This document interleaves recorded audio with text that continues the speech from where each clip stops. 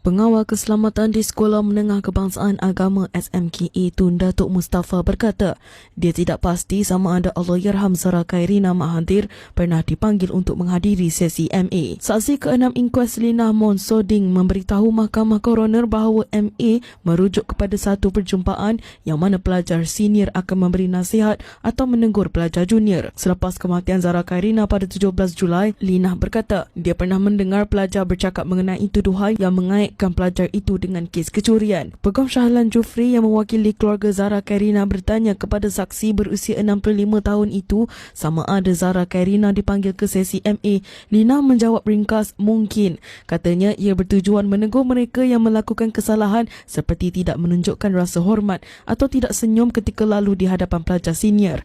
Namun dia tidak pasti sama ada MA bermaksud mesyuarat agung. Lina berkata sesi MA kini sudah diharamkan kerana pelajar Tingkatan 5 sudah meminta pelajar melaporkan sebarang isu disiplin terus kepada guru dan bukannya mengambil tindakan sendiri.